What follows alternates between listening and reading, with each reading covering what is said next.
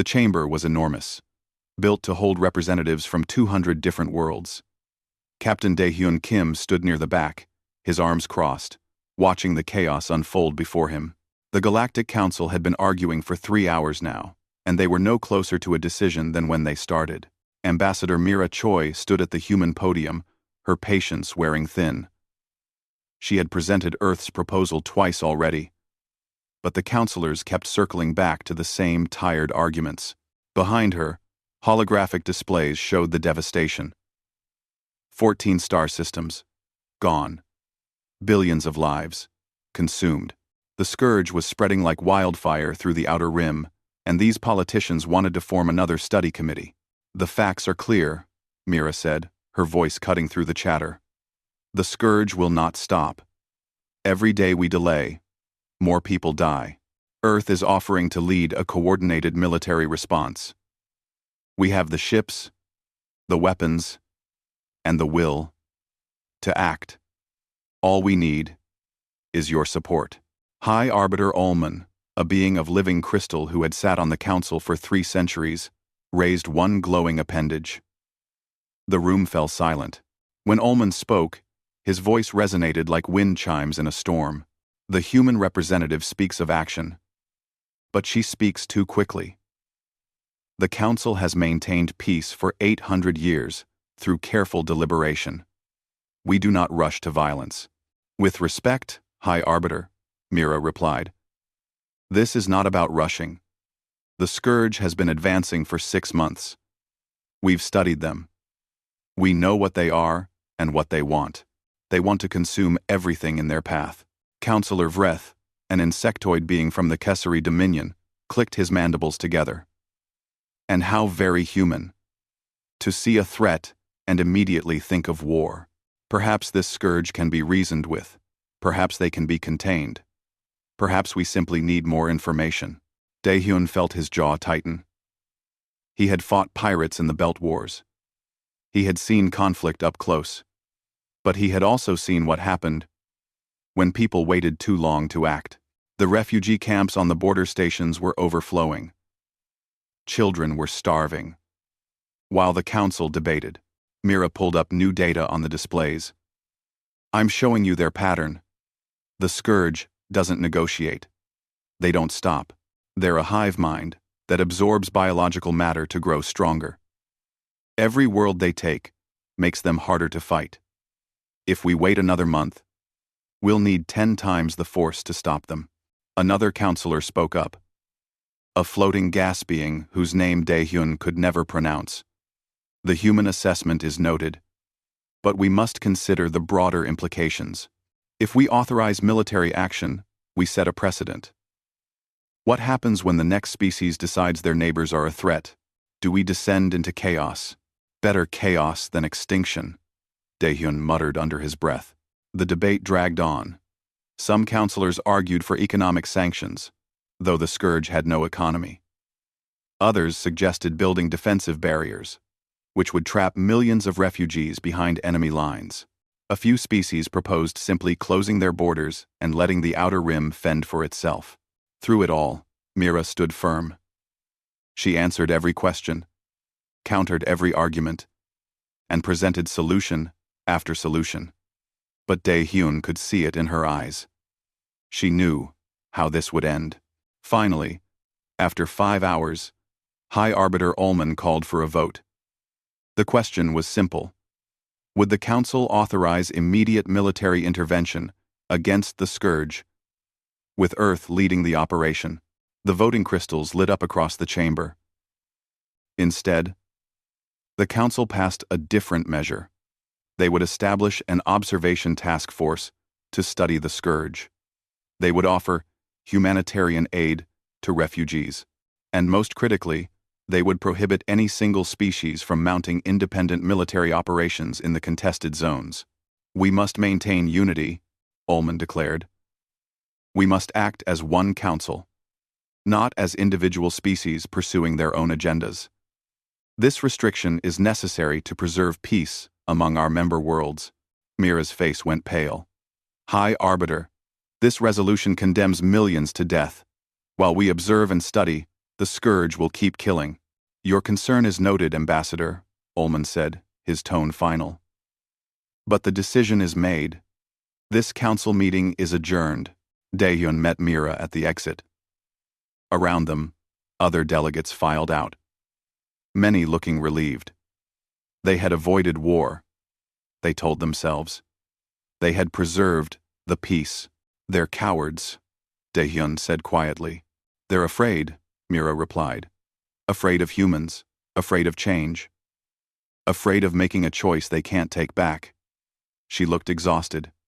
But you're not wrong. This decision will cost millions of lives. As they walked through the station corridors, they passed a viewing port.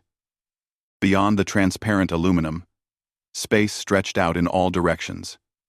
Somewhere out there, the scourge was moving, consuming, growing. What do we do now? Daehyun asked. Mira was silent for a long moment. Then she said, We report back to Earth. We tell the president what happened here. And then... She trailed off. And then what? And then we wait for orders.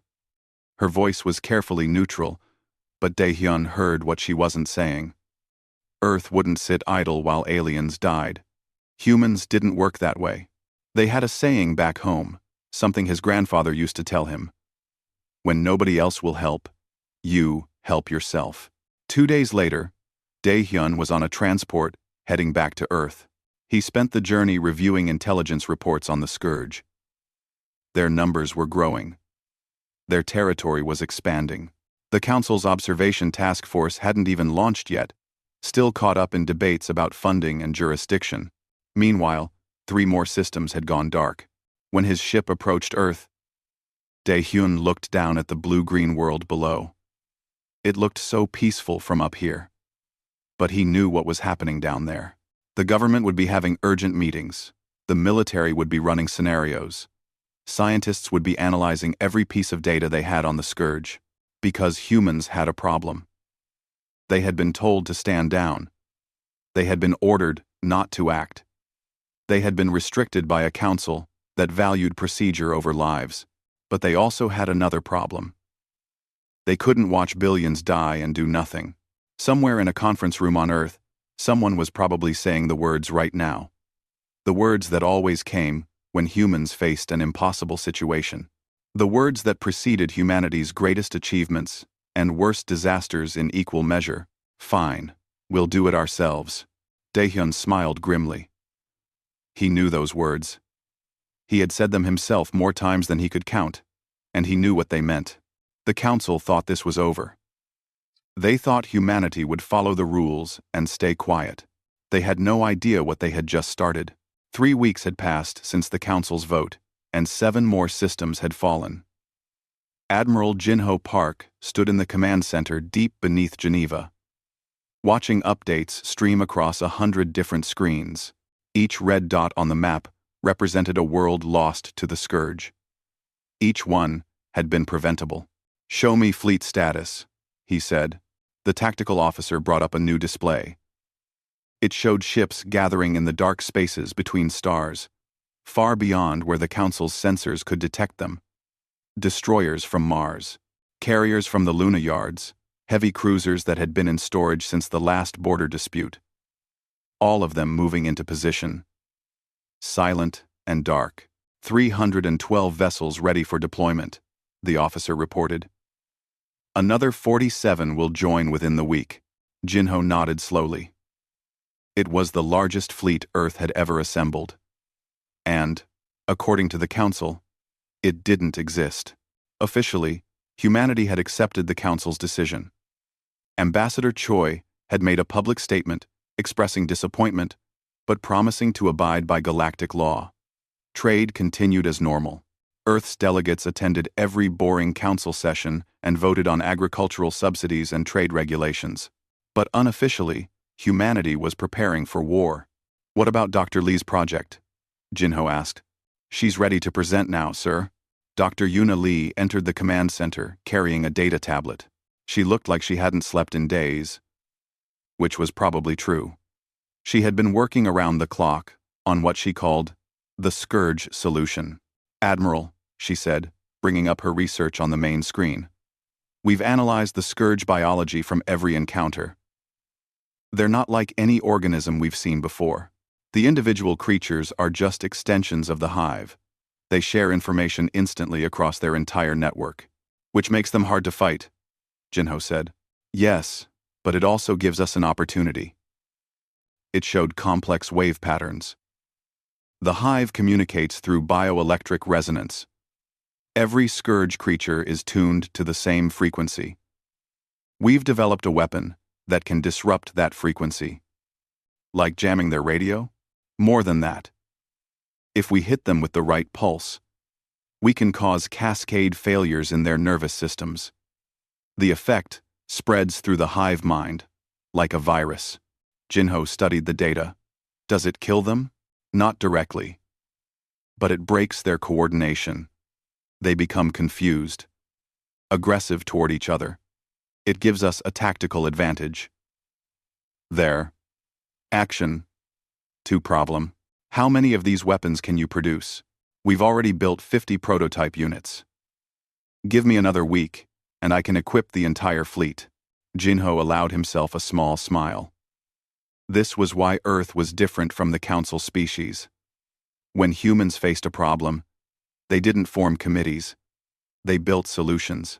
Across the command center, Captain Dae-Hyun Kim was reviewing battle plans with the tactical team. He had been recalled from diplomatic service the day after the council vote. His expertise in scourge behavior made him valuable for planning the operation. The key is simultaneous strikes, Dae-Hyun explained, pointing to the holographic display. The scourge operate from hive ships, large organic vessels that serve as mobile bases. We've identified 17 of them in the target zone. What if we miss one? A young officer asked. Then, it reproduces and rebuilds.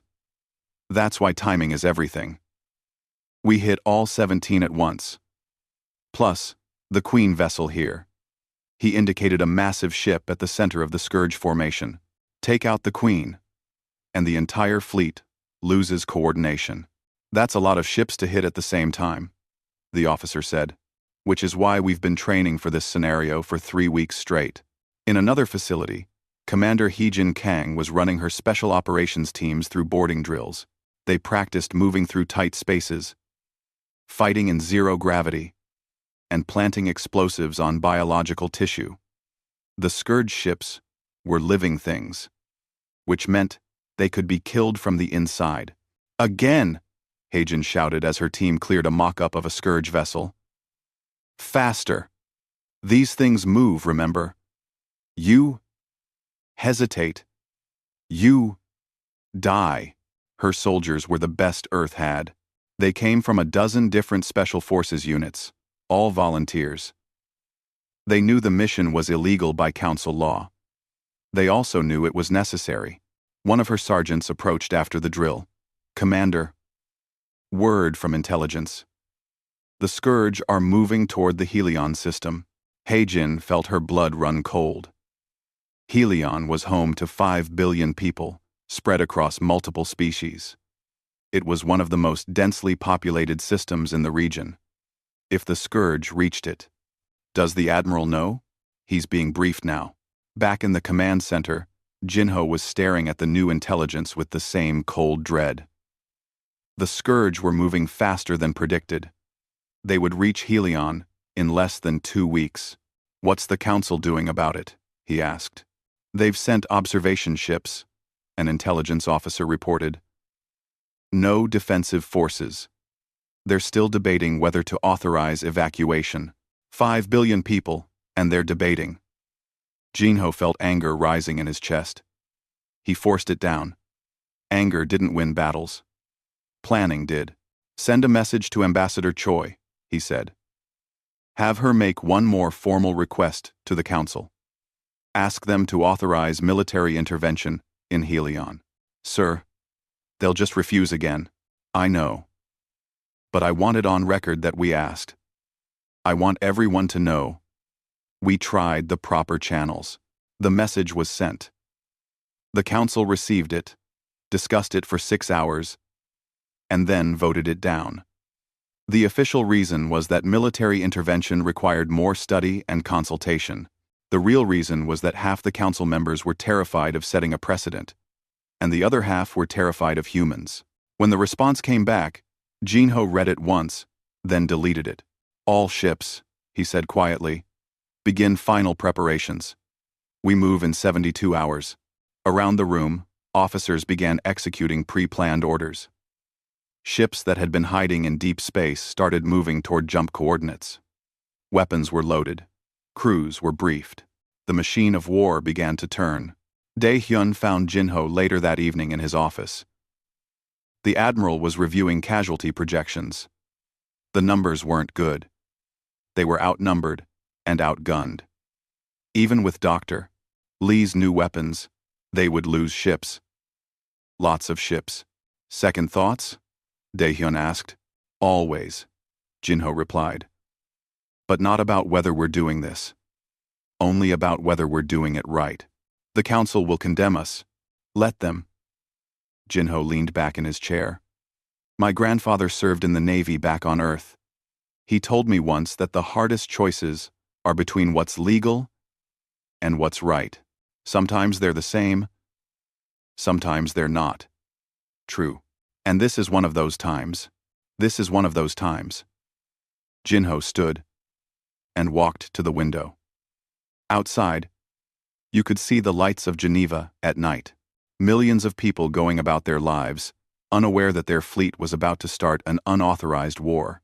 "When we move, there's no going back," Dae-hyun said. "Earth will be in violation of council law.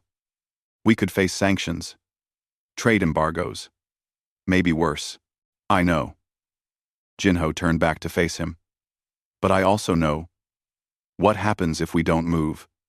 5 billion people die. And then, the next system. And the next. Until the scourge reaches council space, and then they'll beg us to fight." Dae-hyun nodded. He had known Jinho for 15 years. The man was many things, but he was never reckless. If he said this was necessary, then it was. "The fleet will follow you," Dae-hyun said. "I know they will." "That's what worries me." 72 hours later, the Earth fleet jumped into the darkness between stars. They flew in silence, running dark, using routes that kept them off the main trade lanes. The Council's observation ships near Helion had no idea they were coming. Neither did the Scourge. On the flagship, Admiral Jinho Park watched the countdown timer tick toward 0. Beside him, Dae-hyun commanded the tactical display. Below them, 300 ships hung in the void like silent predators. "All ships report ready," the communications officer said. Jinho took a deep breath. This was it. The moment where everything changed. "Send this message on all frequencies," he said. "To the people of Helion. Earth stands with you. Hold on. We're coming." The communications officer looked shocked. "Sir, that will alert the council. They'll know we're here." "No." "Good," Jinho said. "Let them know. Let everyone know.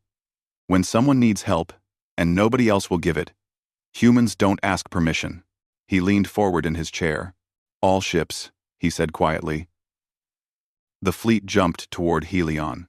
The human fleet emerged from faster-than-light travel at the edge of the Helion system, and what they saw made even the veterans go quiet. The Scourge Armada filled the space between the outer planets and the inner worlds. Thousands of organic vessels, some small as fighters, others large as cities. They moved in patterns that seemed random but weren't. They were a swarm, and they were hungry. "Count?" Admiral Jinho Park asked from the bridge of the flagship Indomitable. "Over 4,000 individual contacts," the sensor officer reported. "We're outnumbered roughly 5 to 1. Someone on the bridge swore softly. Jinho didn't reprimand them. The odds were worse than the projections. Much worse. "The council observation ships?" Jinho asked, retreating at maximum speed. "They started running the moment we arrived." "Of course they did." The council wanted to observe, but not from danger. Jinho felt a flash of contempt, then pushed it away. Focus on what mattered. Communications. Broadcast that message to Helion. All frequencies. Yes, sir. Broadcasting now. Captain Daehyun Kim stood at the tactical station on his destroyer, Soul's Pride. He was part of the vanguard, 20 fast ships, tasked with hitting the Scourge front line. His crew was young but well-trained. They knew what was coming. The broadcast played across all channels, human and alien alike. Jinho's voice, calm and clear. To the people of Helion, Earth stands with you. Hold on. On the planets below, billions of beings heard those words. Many had thought they were abandoned. The Council had sent observers, but no defenders. Now humans, a species most of them had never met, were promising to fight for them. All ships, attack formation Beta, Jinho ordered. Vanguard elements, engage at will. Heavy elements, target the hive ships. And somebody find me that Queen vessel. The fleet split into squadrons and dove toward the Scourge Armada. Flight Officer Junho Baek sat in his fighter cockpit, one of 200 pilots launching from the carrier Daejeon. His fighter was small and fast, built for close combat. Around him, his squadron formed up in a V pattern. Red Squadron, this is Red Leader, he said over the comm. Stay tight, watch your spacing. And remember, these things are organic. They bleed. The Scourge noticed the human fleet now. The swarm began to shift, reorienting toward the threat. Thousands of biofighters detached from the larger vessels and swarmed forward. Here they come, someone said on the comm. The two forces met in a storm of fire and fury. Junho's fighter dodged through a cloud of Scourge organisms, each one the size of a small ship. They fired barbed projectiles and sprayed acid. His fighter's shields held, barely. He fired back, and 3 Scourge fighters exploded in bursts of organic matter. They're fast. His wingman called out. Stay on my 6. Junho replied. Don't let them surround you. All across the battle space, human fighters engaged the Scourge in brutal close combat. The humans were outnumbered, but not outskilled. They flew patterns the Scourge couldn't predict, used their shields to ram when necessary, and covered each other with a coordination the hive mind hadn't expected. Daehyun's destroyer charged into the thick of the fight. His orders were simple. Cause chaos. Make the Scourge focus on him while the heavy ships maneuvered into position. Ramming speed. Daehyun ordered. His crew looked at him like he was insane. He probably was. Soul's Pride accelerated directly toward a Scourge cruiser, a living ship that looked like a twisted mass of meat and bone. At the last second, Daehyun ordered hard to port. The destroyer scraped along the Scourge vessel's side, shields screaming, tearing a wound in the organic armor. Fire! Everything. Point-blank range. The destroyer's guns poured fire into the wound. The Scourge ship convulsed and began to die. Sir, they're trying to board us, someone shouted. Scourge organisms were latching onto the hull, trying to eat through. Daehyun had planned for this. Vent the affected sections, then superheat the hull. The organisms burned and died, but more kept coming. The Scourge didn't care about casualties. They just kept attacking. Commander Haejin Kang was having the fight of her life. Her boarding team had successfully infiltrated a hive ship using stealth pods. Now they were inside the thing, planting explosives while fighting off Scourge defenders. The interior of the ship was a nightmare. Walls of living tissue, floors that moved beneath their feet, air that smelled of rot. And worse things, her soldiers moved through it like ghosts, killing silently when they could, fighting hard when they couldn't. Charges placed, her demolitions expert reported. We've got maybe 5 minutes before they figure out what we're doing. Then we move faster, Haejin said. Next target is the neural cluster, 200 meters forward. They fought through corridors of flesh, losing 2 soldiers to Scourge ambushes. But they reached the cluster, a massive organ that pulsed with bioelectric energy. This was what controlled the ship. Plant the charges, heavy yield. While her team worked, Haejin held the corridor. Scourge creatures poured toward them, drawn by the intrusion. She fired her rifle until it overheated, then drew her sidearm. Behind her, the demo expert counted down. Charges set. Go, go, go. They ran. The explosion behind them was tremendous, shaking the entire ship. The lights, such as they were, flickered and died. The hive ship began to drift. Its control systems destroyed. All teams report, Hagen called over the comm. 3 other teams confirmed successful sabotage. 3 hive ships were now dead or dying. But there were 14 more out there. Back on the Indomitable, Dr. Yuna Lee watched as her resonance weapons were deployed. The first test came from the cruiser Busan. It fired a pulse of specially tuned energy at a cluster of Scourge fighters. The effect was immediate. The Scourge ships began to spasm and break formation. Some turned on each other. Others simply stopped moving, their pilots dead or paralyzed. It works, Yuna breathed. It actually works. All ships, deploy resonance weapons, Jinho ordered. Focus fire on the hive ships. Take them down, one at a time. The battle shifted. Humans were still outnumbered, still losing ships. But now they had an edge. The resonance weapons disrupted the Scourge coordination. Without the hive mind directing them, the creatures became less effective, but the Scourge adapted. The Queen vessel, still hidden in the center of their formation, began sending new signals. The swarm regrouped, focusing their attacks on ships that used the resonance weapons. They're learning, Daehyun reported. They know what we're doing. Then we need to take out the Queen before they adapt completely, Jinho said. All ships. I need the Queen vessel located now. Junho's squadron found it. He was chasing a Scourge fighter through the debris field when his sensors picked up something massive. The readings were off the scale. Command. This is Red Leader. I've got something. Sending coordinates. The data reached the Indomitable, and Jinho saw it on the display. The Queen vessel was enormous, 10 times the size of the largest human ship. It was surrounded by layers of defenders, and it was slowly moving away from the battle. It was trying to escape. That's it, Jinho said quietly. That's our target. He turned to his crew. All heavy elements, converge on the Queen. Everything we have. If it gets away, this fight means nothing. Every capital ship in the fleet changed course. They fought through the Scourge defenders, taking fire, losing shields, but pushing forward. The Queen was trying to reach jump distance, trying to flee. Daehyun's destroyer was in the lead, shields down to 30%, 2 engines failing. But he kept going. Soul's pride to all ships. We're going to need covering fire.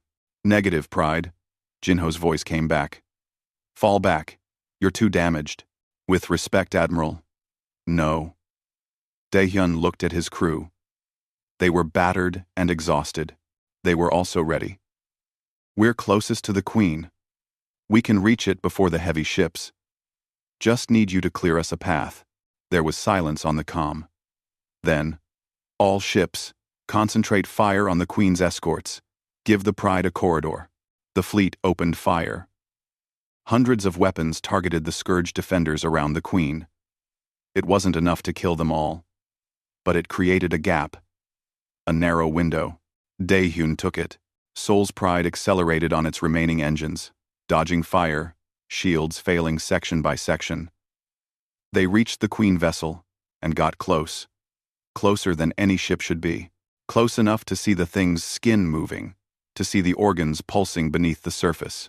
Fire everything, all weapons, every last missile. The destroyer emptied its magazines into the Queen at point-blank range. Explosions rippled across the massive vessel. And then, Soul's Pride fired its resonance weapon, tuned to maximum power, aimed directly into the Queen's neural center. The effect was catastrophic. The Queen vessel convulsed. Its bioelectric signals went haywire, sending chaos through every Scourge creature in the system. The hive mind, stretched across thousands of ships, suddenly lost its center. All across the battle space, Scourge ships began to fail. Some attacked each other. Some simply stopped moving. The coordination that made them deadly fell apart.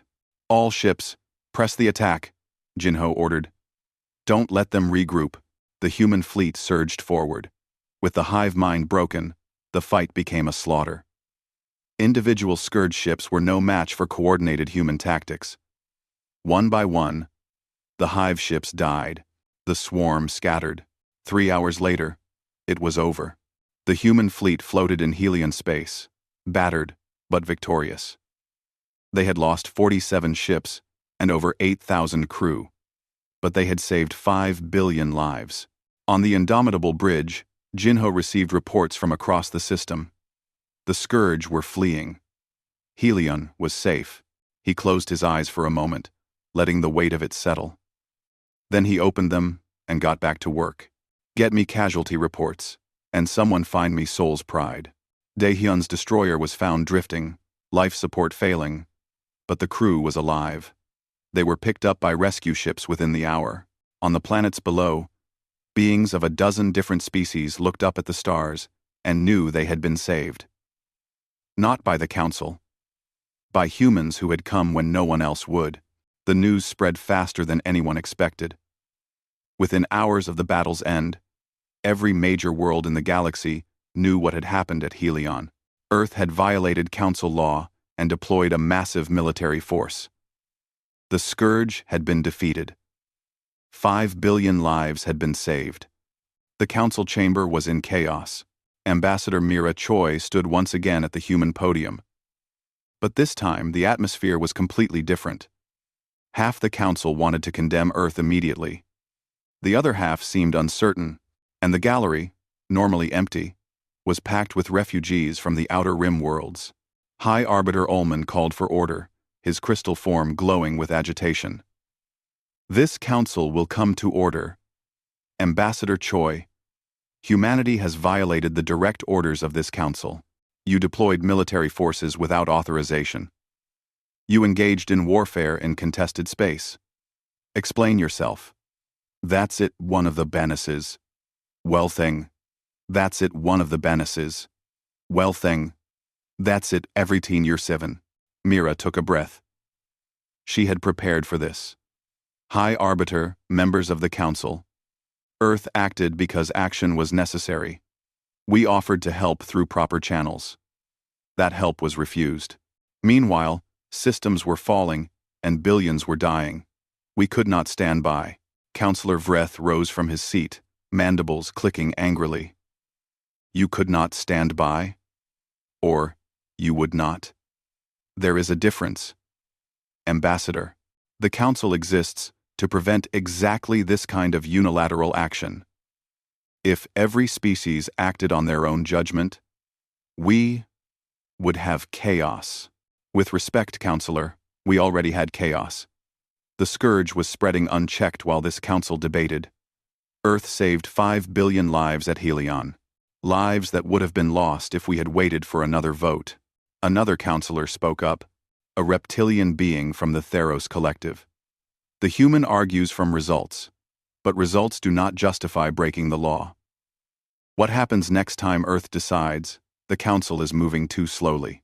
Do they simply act again? Where does it end? Before Mira could respond, something unexpected happened. A voice called out from the gallery. The Council should be ashamed. Security moved to remove the speaker, but Ullman raised an appendage to stop them. A figure stepped forward. Her name was Telsa, and she was from one of Helion's colony worlds. She wore simple refugee clothing, but she carried herself with dignity. I speak, High Arbiter. I speak for the 5 billion people who are alive because of Earth. I speak for my children, who would be dead if the humans had not come. And I ask this council, where were you? The chamber went silent. Telsa continued, her voice growing stronger. You sent observers. You formed committees. You voted to study the problem. But you did not send help. You did not send soldiers. You did not send weapons. You sent nothing that could save us. And now you want to punish the ones who did? Murmurs spread through the gallery. More refugees were nodding, some calling out in agreement. Counselor Vreth tried to regain control. This is not a matter of gratitude. This is about maintaining order and following established procedures. My family does not care about your procedures, Telsa shouted back. They care that they are alive. The humans broke your rules to save us. Perhaps your rules are the problem. The gallery erupted in cheers. Security tried to restore order, but the refugees would not be silenced. Representatives from a dozen species stood and demanded to be heard. High Arbiter Ullman called multiple recesses. Each time, the chaos resumed. The council had lost control of the narrative. Outside the chamber, protests were beginning on dozens of worlds. People who had been saved by Earth, or who had friends and family in the Outer Rim, were demanding answers. Why hadn't the council acted sooner? Why were they trying to punish Earth for doing what was right? The council reconvened 3 days later. This time, the mood was different. Several counselors who had been loudly condemning Earth were now quiet. They had received messages from their home worlds. Their constituents were not happy. Counselor Vreth surprised everyone by speaking first. High Arbiter, I move that we table the discussion of sanctions against Earth. There are more pressing matters to address. Ullman seemed relieved. The motion is recognized. What matters do you refer to? The Scourge remnants.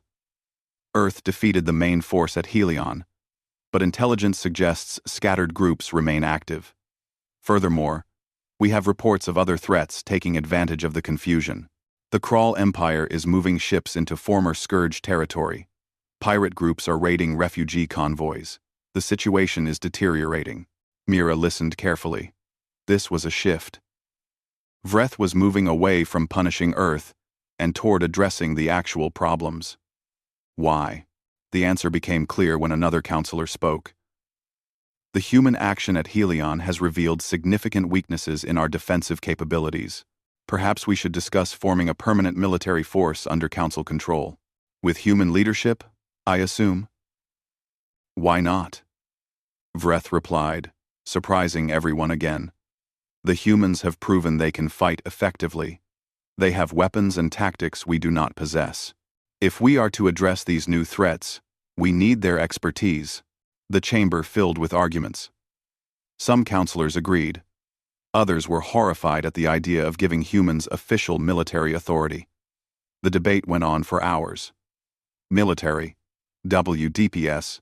Meanwhile, Admiral Jinho Park was dealing with a different kind of chaos. His fleet had returned to Earth space, and the message traffic was overwhelming. Dozens of species were contacting Earth directly, bypassing the Council entirely.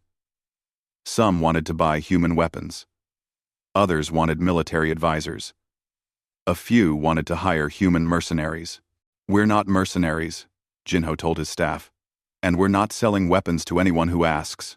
But sir, some of these offers are substantial. We could fund the entire Navy for a decade with what the Kelborn Consortium is offering. No, Jinho was firm. We didn't fight at Helion for profit. We fought because it was right. I won't cheapen that now. Captain Daehyun entered the room, his arm in a sling from injuries sustained in the battle. Admiral, we have another situation. Several species are asking if they can send observers to our training facilities. They want to learn our tactics. Jinho considered this. That's different. Knowledge sharing isn't the same as selling weapons. What do you think? I think we should do it, Daehyun said. But carefully. We choose who we teach.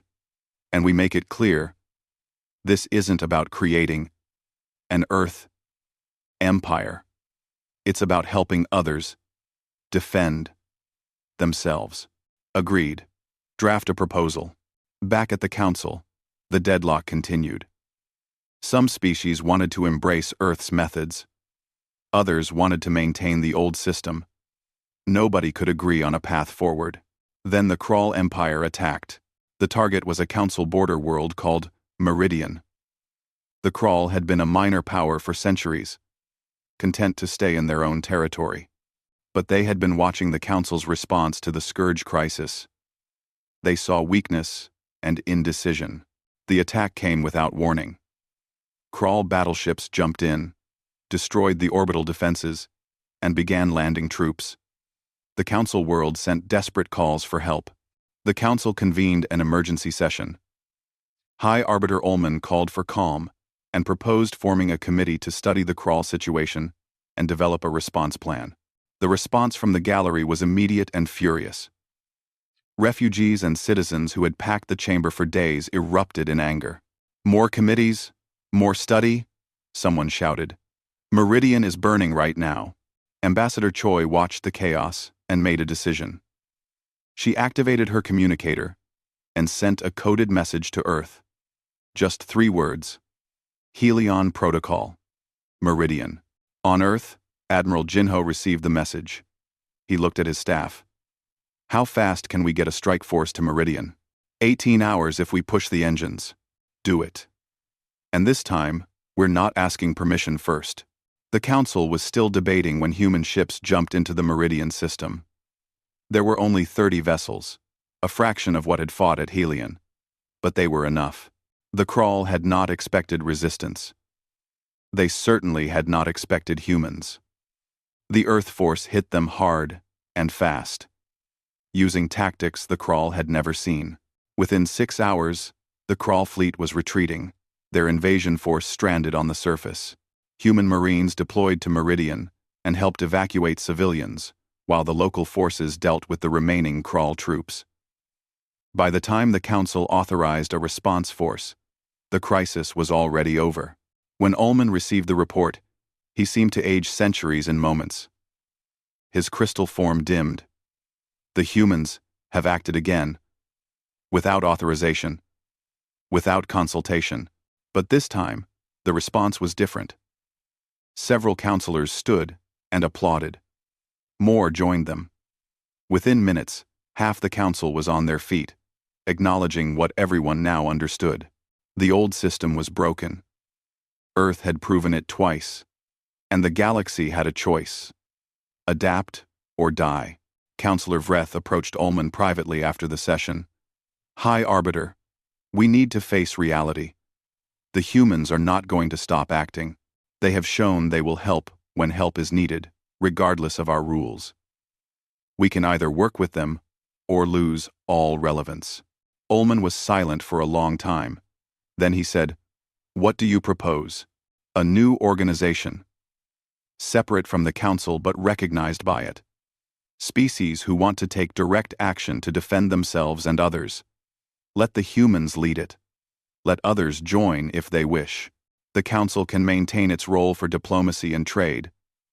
But defense becomes this new group's responsibility. You are proposing we officially split the Council's authority. I am proposing we acknowledge what has already happened. The humans have created a new model whether we like it or not. Better to accept it and maintain some influence than to fight it and lose everything." High Arbiter Ullman thought about this for days. He consulted with counselors. He reviewed intelligence reports.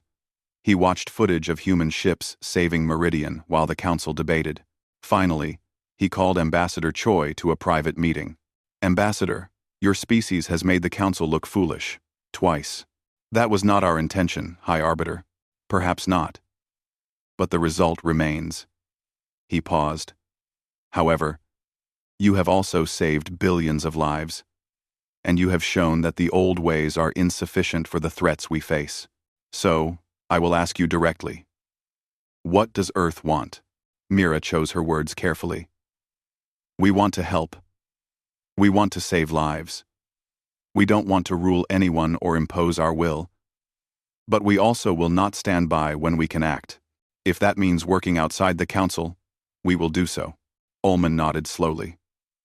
"Then, let us discuss a different arrangement. One that acknowledges your independence while maintaining some structure. Because, Ambassador, whether this Council likes it or not, you have started something. The question now is whether we shape it together or watch it grow beyond all control." Mira smiled. "High Arbiter, I think we can work something out." 6 months had passed since the Battle of Helion, and the galaxy looked very different. Fleet Admiral Jinho Park stood on the observation deck of the new coalition headquarters, watching ships from 43 different species conduct joint training exercises. Destroyers from Earth flew alongside cruisers from the Helion worlds. Fighter squadrons mixed human pilots with aliens who had never seen a human 6 months ago. It was chaos. But it was organized chaos. Impressive, isn't it? Ambassador Mira Choi joined him at the window. Terrifying is more accurate. Jinho replied. 6 months ago, we were breaking galactic law. Now we're training half the galaxy how to fight. 43 species is hardly half. It's 43 more than I expected. Jinho watched a formation of mixed ships execute a difficult maneuver. They were getting better. How are things with the Council? 1. Mira made a face. Complicated. The Council still exists. Still handles trade and diplomacy. But nobody takes them seriously anymore on defense matters. Half the member species have joined us. The other half are watching to see what happens. And the ones who hate us? They're drafting another resolution condemning our existence. It'll fail like all the others. She smiled. Hard to condemn the group that keeps saving people. The Coalition of Free Systems had been formed 3 months after Meridian. It started as an informal alliance between Earth and the species they had saved. But it grew quickly. Every time the Council hesitated and the Coalition acted, more species joined. They called it the Coalition because that's what it was. Not an empire, not a federation, just a group of worlds that had decided they would rather defend themselves than wait for committees to authorize action. Earth led because Earth had the experience and the willingness to act. But the leadership was shared. Every member species had a voice. Every world contributed what it could. Captain Dae-Hyun Kim commanded one of the Coalition's most unique ships. The Harmony was a cruiser with a crew from 7 different species. His human tactical officers worked alongside alien engineers. His weapons officer was from Helion. His navigator was Kasari. It should have been a disaster. Different species, different languages, different ways of thinking. But somehow, it worked. Captain, we're approaching the patrol route. His navigator reported. Take us in slowly. Sensors on maximum. They were patrolling the outer rim, hunting for Scourge remnants. Small groups still existed, scattered and disorganized, but still dangerous. The Coalition had made it their mission to eliminate every last one. Contact, the sensor officer called. Scourge biosignatures, bearing 270. Battle stations. Tactical, give me options. His Helion weapons officer studied the display. It's a small group. Maybe 20 ships. We can handle them. No, Dae-Hyun said. We call for support. That's the new protocol. 6 months ago, humans fought alone. Now they fought as a team. Dae-Hyun sent the alert. And within minutes, 3 more Coalition ships arrived. They surrounded the Scourge group and eliminated them with minimal casualties. It was how things worked now. Nobody fought alone. Dr. Yuna Lee was teaching a class on weapons development to scientists from a dozen species. Her resonance weapon technology had been shared with all Coalition members. Now, they were working together to improve it. The key is understanding the enemy's biology, she explained. Every species is different, so every weapon needs to be adapted. The Scourge use bioelectric communication. The Crawl use encrypted quantum signals. We need different tools for different threats. A young Kasari scientist raised a claw. Dr. Lee, my people would never have thought to weaponize disruption frequencies. How did humans develop this? Yuna smiled. We're good at finding creative solutions to problems, sometimes too good. But we learned a long time ago that sharing knowledge makes everyone stronger. That's why we're teaching you, instead of keeping the technology secret. It was a philosophy that defined the Coalition. Earth could have hoarded its military advantages. Instead, they shared everything. Tactics, weapons, training methods. Some Earth military advisors had been horrified at first, but Jinho had been firm. We're not building an empire, he had told them. We're building a defense network. That means everyone needs to be strong. Commander Heijin Kang ran the Coalition's Special Operations Training Center. She taught soldiers from species who had never had military forces before. Some were natural fighters. Others struggled with the concepts. Again, she shouted at a mixed squad running through urban combat drills. You're thinking like individuals. Think like a team. Cover each other. Communicate. Trust your squad mates. A Helion soldier spoke up. Commander, my people have no military tradition. We were scientists and artists before the scourge came. How can we learn this so quickly? You learn because you must, Heijin replied. Nobody is born a soldier. You become one through training and will. Your people survived the scourge by being smart. Now I'm teaching you to be dangerous too. The training continued. Day after day, the coalition grew stronger. But not everyone was happy about it. The Galactic Council met in emergency session for the 15th time that month. High Arbiter Ullman looked exhausted. His crystal form had lost much of its glow. The humans continue to expand their coalition, one counselor complained. They now have agreements with 43 species. Soon, they will have more members than we do. Then perhaps those species see value in what the coalition offers, Counselor Vreth replied. He had become an unlikely ally of humanity, seeing the coalition as the future, while the council was stuck in the past. Value? They see human military power. They see protection. But at what cost? The coalition operates outside all established laws. The coalition operates within laws, Vreth corrected. Just not the council's laws. They have their own charter, their own rules. And those rules have been more effective at maintaining peace than anything this council has done in decades. The argument continued.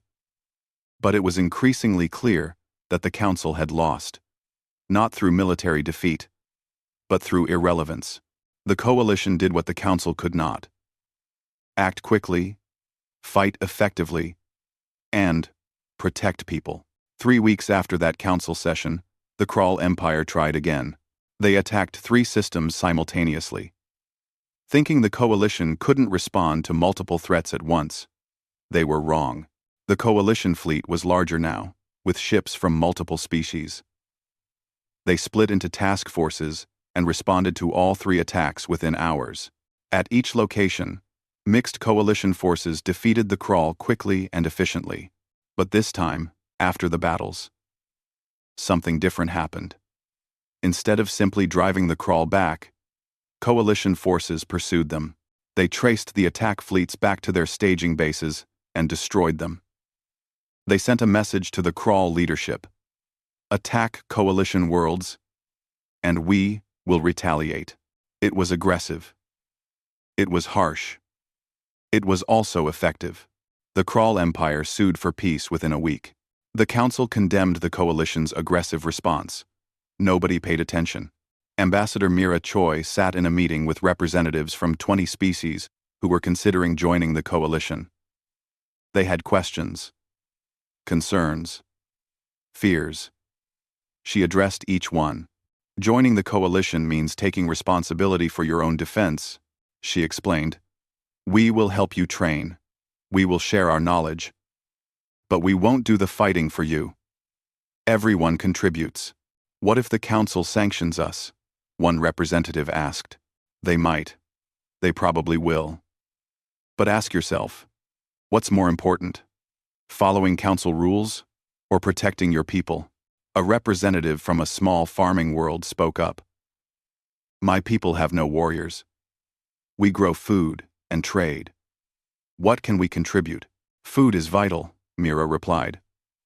Fleets need supplies. Soldiers need to eat. Not every contribution has to be military.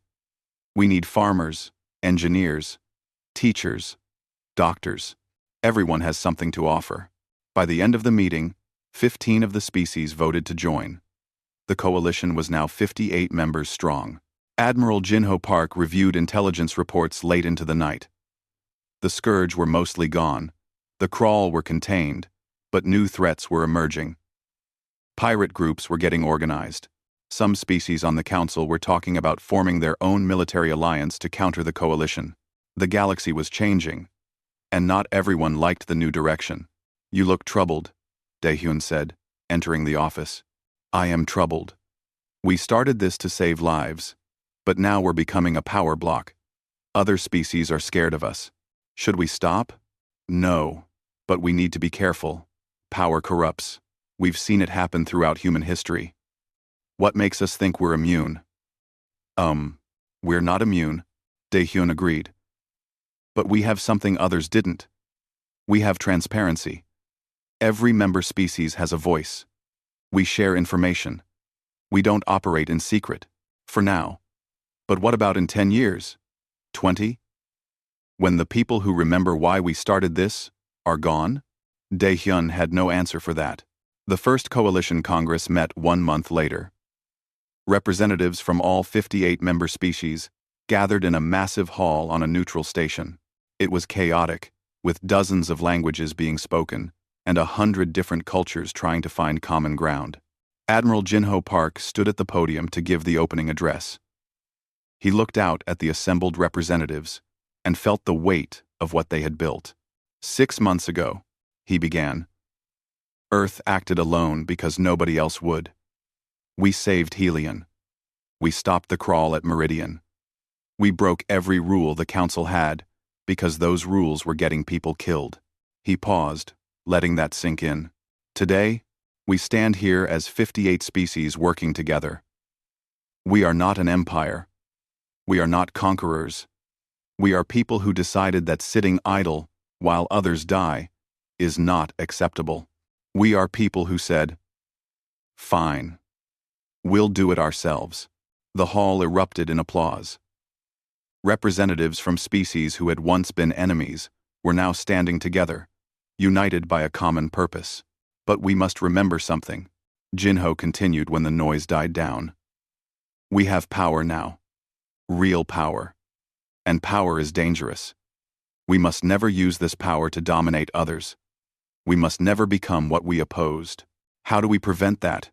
someone called out. "By staying true to our principles. By helping those who cannot help themselves. By remaining transparent and accountable. And by remembering that we exist to defend, not to conquer." He looked across the assembly. The council said we would bring chaos. They said unilateral action would destroy galactic peace. They were wrong. We brought something better. We brought a galaxy where anyone who needs help can find it. Where threatened worlds don't have to wait for committees. Where fine, we'll do it ourselves, is not rebellion, but responsibility. More applause, more cheers. Jinho raised his hand for silence. But we must remain vigilant. Not just against external threats, but against ourselves. We must always ask, are we doing this for the right reasons? Are we helping or hurting? Are we defending or dominating? He stepped back from the podium. This Congress will meet regularly to address these questions. Every member has equal voice. Every concern will be heard, because that's what makes us different from the Council. We listen. We adapt. The Congress continued for 3 days. They established rules for engagement, protocols for new members, and oversight committees to prevent abuse of power. It wasn't perfect, but it was a start. Captain Daehyun Kim watched the proceedings from the gallery. Beside him sat Telsa, the refugee from Helion who had spoken out in the council chambers months ago. She had become an advocate for the coalition, traveling to worlds and telling her story. "Do you think it will work?" she asked. "I don't know," Daehyun admitted. "We're trying something new. Building a defense coalition based on voluntary cooperation instead of enforced authority. It could fall apart at any moment, but it hasn't yet." "No, it hasn't."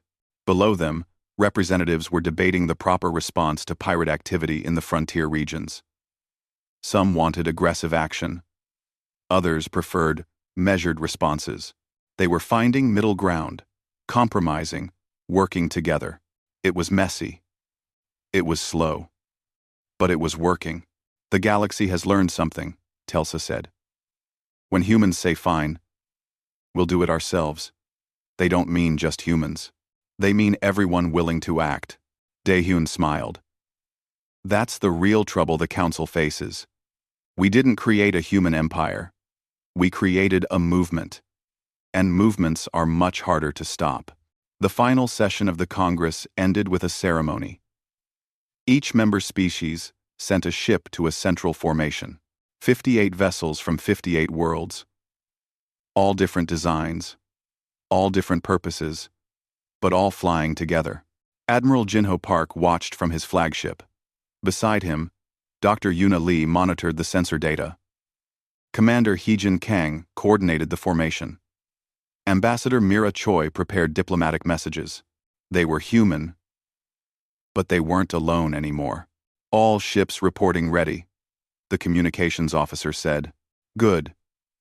Jinho looked at the formation one last time. Send the message to all coalition worlds. The first Congress has concluded. We stand together. We stand ready. And to anyone who threatens the innocent, we will respond. The message went out across the galaxy. On hundreds of worlds, billions of beings received it.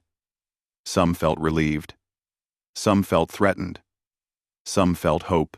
And in the council chambers, High Arbiter Ullman read the message and knew the old order had truly ended. The galaxy had changed. Humanity had changed it. Not through conquest, but through example. When people needed help and nobody else would give it, humans acted. And in acting, they showed others they could act too. The real trouble wasn't that humans said, fine, we'll do it ourselves. The real trouble was that everyone else started saying it with them.